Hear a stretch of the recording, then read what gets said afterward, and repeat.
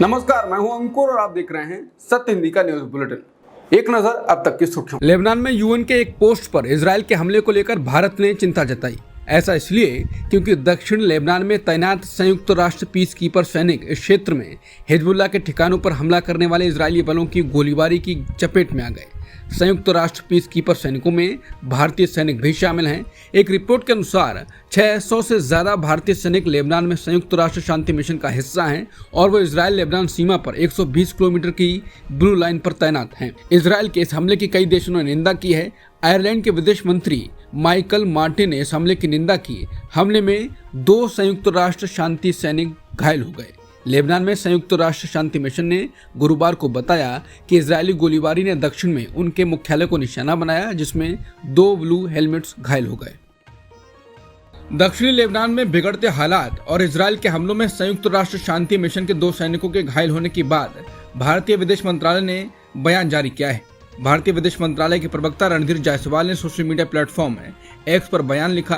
विदेश मंत्रालय ने कहा कि ब्लू लाइन के पास बिगड़ती सुरक्षा स्थिति को लेकर हम काफी चिंतित हैं।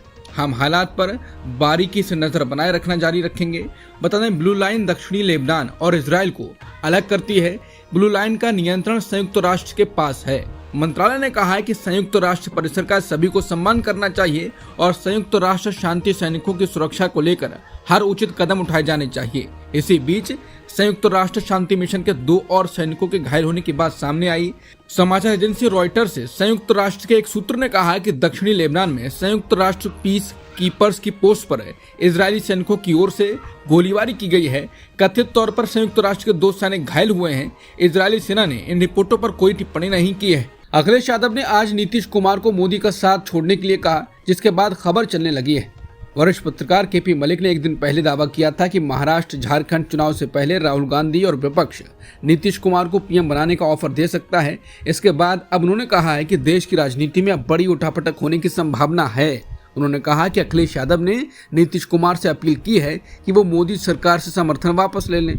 मैंने तो कल ही अपने सूत्रों के आधार पर इसकी संभावना अपने ट्वीट में जाहिर कर दी थी कि इंडिया गठबंधन को अपना ब्रह्मास्त्र चल देना चाहिए। नीतीश कुमार को पीएम पद का ऑफर और चंद्रबाबू नायडू को आंध्र प्रदेश के लिए मुंह मांगा पैकेज दे देना चाहिए। इंडिया गठबंधन में चल रहे नीतीश को अपने पाले में लाने के विचार की पुष्टि आज अखिलेश यादव ने कर दी है। समाजवादी चिंतक जयप्रकाश नारायण की जयंती पर उत्तर प्रदेश की राजधानी लखनऊ में सियासी माहौल गर्मा गया है। जेपीएनआईसी में जयप्रकाश नारायण की मूर्ति पर माल्यार्पण करने से रोके जाने पर समाजवादी पार्टी के मुखिया अखिलेश यादव ने शुक्रवार को नीतीश कुमार से केंद्र की मोदी सरकार से समर्थन वापस लेने का आग्रह किया। अखिलेश यादव ने कहा कि कई समाजवादी लोग सरकार में हैं और सरकार के चलने में मदद कर रहे हैं। बिहार के मुख्यमंत्री नीतीश कुमार जयप्रकाश नारायण आंदोलन से उभरे हैं। ये नीतीश कुमार के लिए उस सरकार से समर्थन वापस लेने का मौका है जो किसी समाजवादी को जयप्रकाश नारायण को उनकी जयंती पर श्रद्धांजलि अर्पित करने की इजाजत नहीं दे रही है। बता दें, अखिलेश यादव को जेपी को श्रद्धांजलि देने से रोका जा रहा है। उनके घर के बाहर पुलिस लगा दी गई, बैरिकेडिंग लगा दी गई। कल रात अखिलेश को खबर मिली थी कि जेपी सेंटर के बाहर 8 फीट ऊंची चादर लगवा कर गेट बंद करवाया जा रहा है। टीन शेड से गेट को ढका जा रहा है। ये पता चलते ही अखिलेश देर रात ही जेपी सेंटर पहुंच गए थे। ऐसे में जब अखिलेश यादव अचानक गेट पर पहुंचे तो हड़कंप मच गया। बता दें, पिछली बार भी ऐसा हुआ था जब अखिलेश यादव दीवार कूदकर अंदर गए थे। यूपी सरकार ने अखिलेश के आवास के बाहर भारी सुरक्षा बल तैनात कर दिया, बैरिकेडिंग लगा दी ताकि वो जेपीएनआईसी के कैंपस तक नहीं पहुंच सके। इसके बाद अखिलेश यादव अपने घर से बाहर निकले, जहां उनके कार्यकर्ता जेपी की प्रतिमा लेकर पहुंच गए थे। फिर अखिलेश यादव ने बीच सड़क पर ही जेपी की मूर्ति पर माल्यार्पण किया। इसके बाद अखिलेश यादव ने कहा कि ये जब भी बैरिकेडिंग हटाएंगे हम जेपीएनआईसी जाएंगे। ये कब तक हमें रोकेंगे? हम जेपी की जयंती मनाकर रहेंगे। अगर इन्होंने जेपीएनआईसी नहीं जाने का इंतजाम किया है तो हमने भी जेपी की जयंती मनाने का इंतजाम किया। अखिलेश यादव ने आगे कहा, ये विनाशकारी सरकार है। ये लोग जेपीएनआईसी को बेचना चाहते हैं। हम हर साल जेपी जयंती मनाएंगे। ये सरकार गूंगी बहरी सरकार है। ये सरकार समाजवादियों को जेपी जयंती नहीं मनाने दे रही है। आज 9वीं है और ये लोग हमें त्योहार नहीं मनाने दे रहे हैं। उत्तर प्रदेश के 10 सीटों पर विधानसभा उपचुनाव होने हैं। इसकी तैयारियां पार्टियों ने करना शुरू कर दी है। सपा ने भी उम्मीदवारों का ऐलान कर दिया है। उपचुनाव की तारीखों का ऐलान महाराष्ट्र और झारखंड विधानसभा चुनाव के साथ हो सकता है। इन 10 सीटों में से 3 बीजेपी, 2 आरएलडी और 5 समाजवादी पार्टी के पास थीं। सबसे ज्यादा चर्चा मिल्कीपुर की सीट की है, क्योंकि फैजाबाद के सांसद अवधेश प्रसाद ने इस सीट से ही बीजेपी को हराया था। मामला फिर से अयोध्या का ही पड़ गया है, इसलिए पूरे देश की नजर मिल्कीपुर की सीट पर है। लेकिन एक सीट ऐसी भी है जिसे जीतना बीजेपी के लिए नामुमकिन तक बताया जाता है, और वो सीट कोई और नहीं बल्कि कानपुर नगर के तहत आने वाली सीसामऊ विधानसभा है। इस सीट के खाली होने की वजह यह है कि यहाँ से सपा के विधायक इरफान सोलंकी को आगजनी केस में 2 साल से ज्यादा की सजा सुनाई गई है, जिसके चलते उनकी सदस्यता चली गई है। ऐसे में सपा ने अपने इस गढ़ से इरफान सोलंकी की पत्नी नसीम सोलंकी को उतारा है। समाजवादी पार्टी इस सीट से पिछले 3 बार से चुनाव जीतती आ रही है। पूर्व विधायक इरफान सोलंकी ने इस सीट का सपा का गढ़ बना दिया है। इस सीट पर बीजेपी को आखिरी बार जीत साल 1996 के विधानसभा चुनाव में मिली थी। इसके बाद एक बार ये सीट 2007 के चुनाव में कांग्रेस नेता संजीव दरियाबादी ने जीती, और 2009 के बाद हर परिसीमन के बाद ये सीट सपा के गढ़ बन गई। कानपुर नगर की सीट की खास बात यह है कि सीसामऊ विधानसभा सीट मुस्लिम बाहुल इलाका है। सीसामऊ विधानसभा क्षेत्र में 70% मुस्लिम आबादी रहती है, जिसके चलते बीजेपी के लिए यहाँ ध्रुवीकरण का खेल भी प्रभावी नहीं रहता है, और ये सीट बीजेपी के लिए हमेशा ही कथित तौर पर असंभव मानी जाती है। हरियाणा और पंजाब चुनाव में मिली हार की समीक्षा करने के बाद बसपा प्रमुख मायावती ने एनडीए, बीजेपी, कांग्रेस और इंडिया ब्लॉक से गठबंधन को लेकर जवाब दिया है। मायावती ने कहा कि यूपी सहित दूसरे राज्यों के चुनावों में भी बीएसपी का वोट गठबंधन की पार्टियों को ट्रांसफर हुआ है, लेकिन उनका वोट बीएसपी को ट्रांसफर वो नहीं करा पाए। इसके कारण इच्छा के अनुसार नतीजे नहीं मिलने से पार्टी कैडर को निराशा व उससे होने वाले मूवमेंट की हानि को बचाना जरूरी है। उन्होंने कहा कि इसी संदर्भ में हरियाणा विधानसभा के चुनाव परिणाम व इससे पहले पंजाब चुनाव के कड़वे अनुभव के मद्देनजर आज हरियाणा व पंजाब की समीक्षा बैठक में क्षेत्रीय पार्टियों से भी अब आगे गठबंधन नहीं करने का निर्णय लिया गया है, जबकि भाजपा, एनडीए, कांग्रेस और इंडिया गठबंधन से दूरी पहले की तरह जारी रहेगी। उत्तर प्रदेश की सियासत में आज का दिन बेहद गर्म रहा, क्योंकि जेपी नारायण की जयंती पर समाजवादी पार्टी के मुखिया अखिलेश यादव को जेपीएनआई जाने से रोका गया तो बवाल हो गया। इसके बाद अखिलेश ने कहा कि कब तक उन्हें रोकोगे, 1 साल 2 साल बाद तो सरकार नहीं रोक पाएगी। इसको लेकर सोहेलदेव भारतीय समाज पार्टी के मुखिया ओपी राजभर ने कहा कि एक देश एक चुनाव के चलते उत्तर प्रदेश विधानसभा का कार्यकाल 2 साल और बढ़ाया जाएगा। राजभर ने कहा कि अति पिछड़ा वर्ग भी इस इंतजार में है कि आपके खिलाफ ही वोट देना है, क्योंकि रोहिणी आयोग की रिपोर्ट आने के बाद तो ये क्या हक मारने के लिए सरकार बनाएंगे। दिल्ली में सीएम के निवास को लेकर जारी विवाद खत्म होता नजर आ रहा है। मुख्यमंत्री आतिशी को आखिरकार शुक्रवार को सिविल लाइंस स्थित 6 फ्लैग स्टाफ रोड बंगला औपचारिक रूप से आवंटित कर दिया गया। 2 दिन पहले आतिशी को कथित तौर पर यह बंगला खाली करने के लिए मजबूर किया गया था। जम्मू कश्मीर नेशनल कॉन्फ्रेंस के उपाध्यक्ष उमर अब्दुल्ला ने शुक्रवार शाम को राजभवन जाकर उपराज्यपाल मनोज सिन्हा से मुलाकात की और सरकार बनाने का दावा पेश किया। उपराज्यपाल से मिलने के बाद उमर अब्दुल्ला ने कहा कि मैंने उपराज्यपाल को कांग्रेस, सीपीएम, आप और निर्दलियों के समर्थन पत्र सौंपे।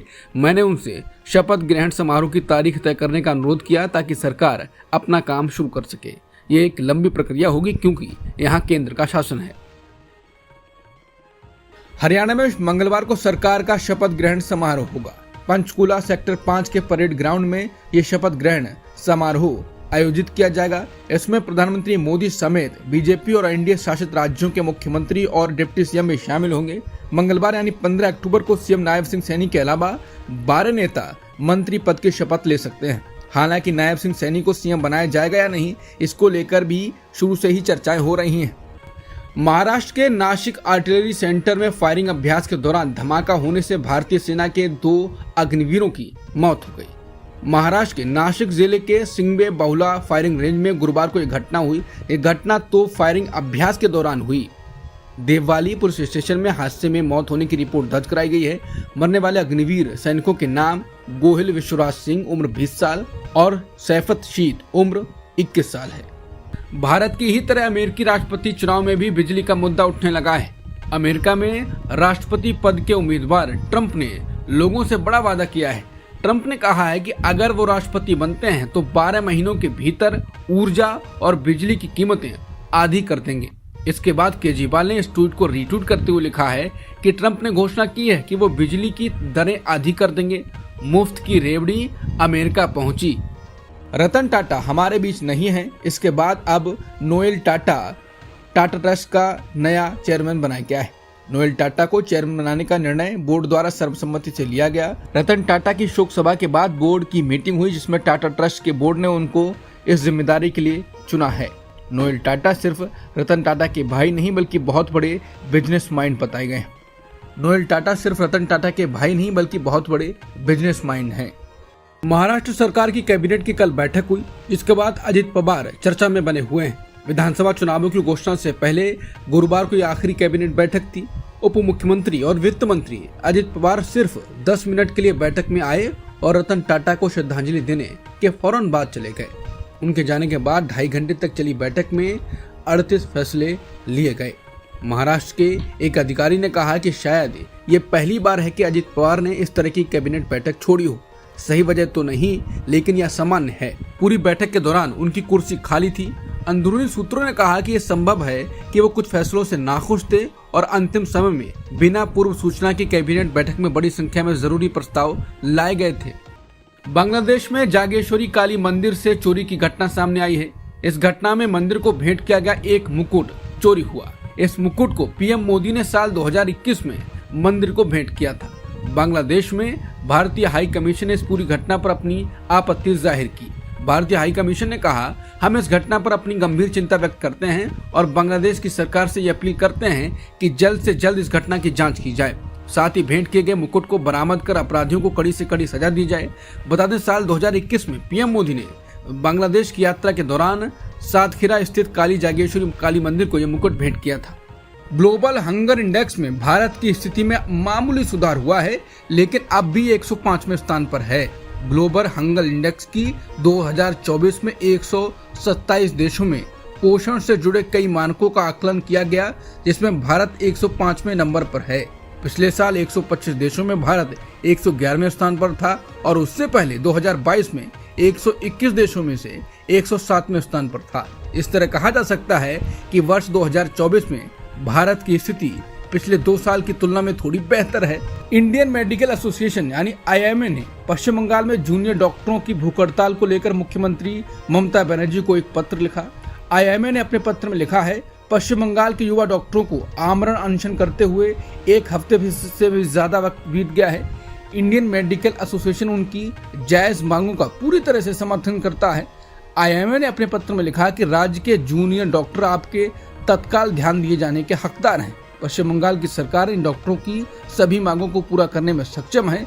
IMA ने कहा कि शांतिपूर्ण माहौल और सुरक्षा की मांग कोई बहुत बड़ी मांग नहीं है, बल्कि ये जरूरी है। महादेव बैटिंग ऐप के प्रमोटर सौरभ चंद्राकर को दुबई में गिरफ्तार कर लिया गया है। समाचार एजेंसी PTI और ANI के मुताबिक इंटरपोल ने सौरभ चंद्राकर के खिलाफ मनी लॉन्ड्रिंग और फ्रॉड के मामले में गिरफ्तारी वारंट जारी किया था।